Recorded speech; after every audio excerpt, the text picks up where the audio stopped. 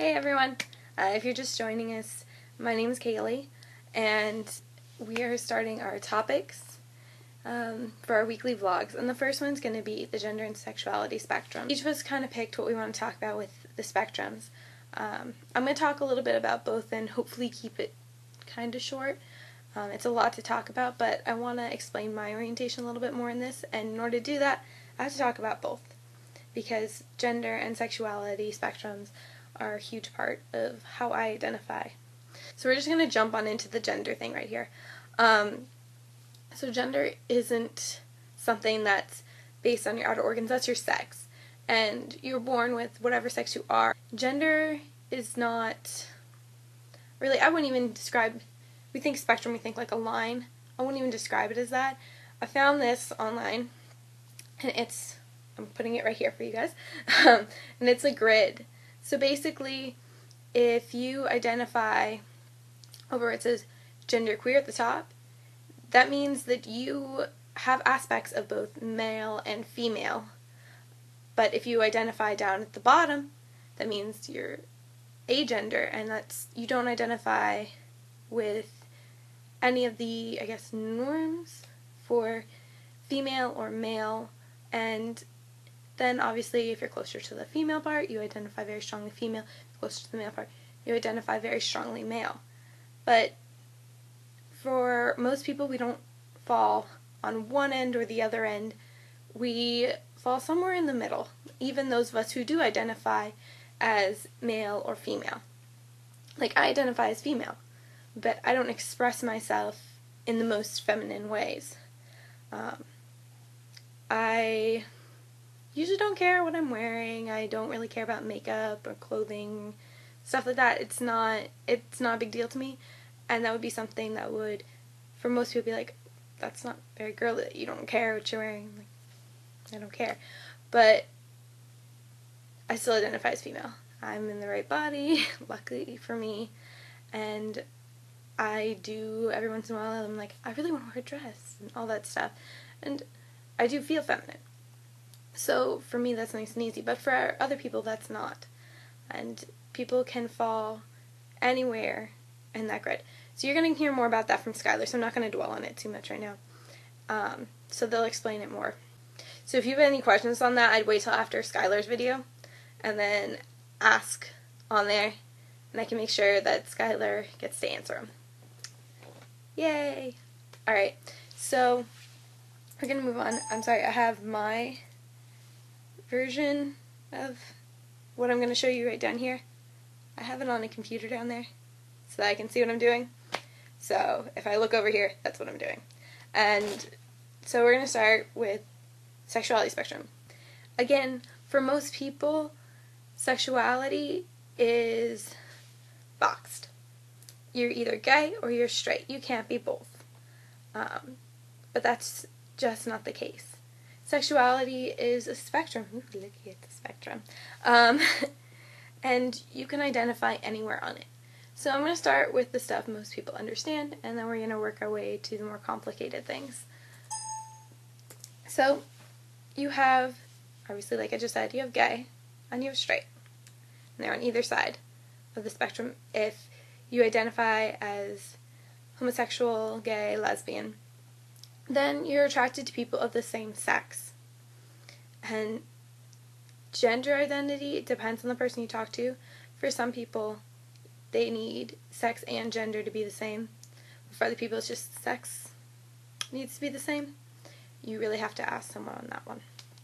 So, on to the one that most people are told from birth, you're straight. There's no other option. You are this. Which obviously isn't the case. So, on this end of the spectrum, you have people who identify as being attracted to the opposite sex, which is what most people identify, the majority, identify as. That's fine. And now moving into the one that gets more debated, I guess, would be the correct word for that. So, then there's bisexuality. Bisexuality is being attracted to both, usually it's both men and women, but it's basically being attracted to two genders. So really, most people who identify as bisexual are attracted to cis male, cis female, but really it could be used for someone who's attracted to cis male and trans female or whatever. It depends on the person how they use that label, but I just want to say this. Bisexuality is real. A lot of people want to say that it's not and that you can only fit in these two boxes, but that's just not the case. And especially even in the gay community, there are people that say bisexuality isn't real. And let me say this, people say that same-sex attraction isn't real, that it's just something to get attention. If you're going around saying that bisexuality isn't real, you're really just hurting yourself. Because you say you know who you're attracted to, and that no one else can tell you who you're attracted to. The same stands for bisexuality, and people who are bi, or even pansexual, polysexual, and all that stuff that I'm going to get into later. You know who you're attracted to. Everyone knows who they are attracted to. And you can't sit there and say to someone that, oh, you're not attracted to that person, you're really just too afraid to come out as gay. And it's like, no, you don't know how I feel inside. So I think that's really important and something that people need to understand. Attraction isn't something someone else can tell you, whether you're attracted to a person or not. You know inside who you are attracted to. And with that, I'm going to move on to my orientation. Pansexual. So, pansexuality is like bisexuality. They are not the same thing. Pansexuality includes the people that bisexuals are normally attracted to, cis male, cis female, but it also includes a vast array of other genders. So, when we talked about the gender spectrum, anyone anywhere along that spectrum I could potentially be attracted to. Doesn't mean I'm going to be attracted to them. That's a big difference. I'm not attracted to everyone in the world. I have the potential to be attracted to someone, regardless of their gender. So, for instance, how to explain this? The things that attract me to a person are not based on gender. They are stuff like their hair, their eyes, their passion for things. Those things make me attracted to a person. Organs really don't matter. The expression, whatever. Some of it can mean icing on the cake, but it's not the main driver for me for attraction. Everyone who identifies this way is different, but the general thing holding this group together is that we are people attracted to all genders. And the main differences between bisexuality and pansexuality are this.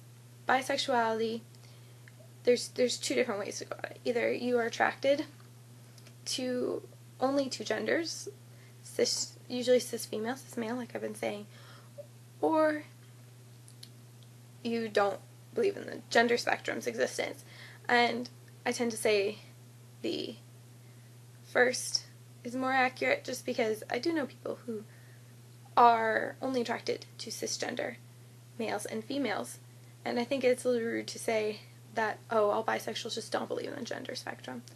And also, not all bisexuals know about the gender spectrum, because I didn't know its existence for a long time, and I didn't know pansexuality existed as a word, so I think that's important. So on to the next one, which is polysexual.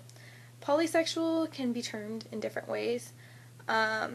People use different terms to describe it, and it basically is anyone who's attracted to multiple genders. They don't have to be attracted to all genders, just multiple ones. So, and similar to this is genderqueer. Similar to this is queer.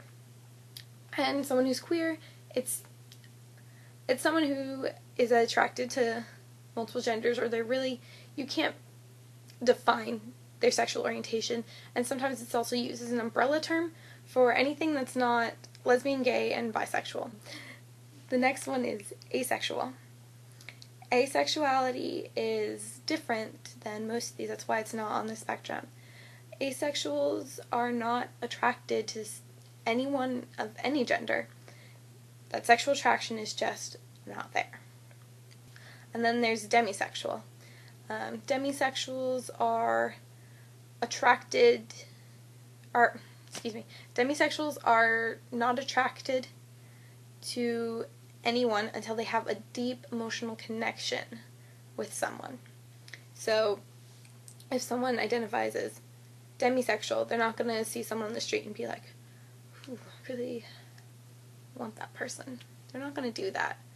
They'll develop a deep emotional connection with someone, and that's when the sexual attraction will start. And that brings me to the next point, that I've been talking a lot about sexual attraction, which a lot of times is the same as romantic attraction, but they are not the same thing.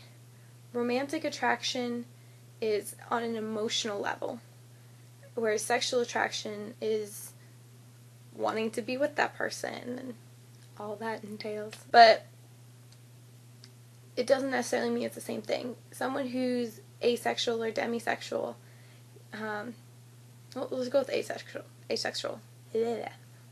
Someone who's asexual can be asexual but pan-romantic, or I know a girl who is asexual and homo-romantic. The two are not necessarily linked. They're often linked, but they're not necessarily. It depends on the person. I hope this video has helped you broaden your perspective a little bit, and I hope you've gained something out of it.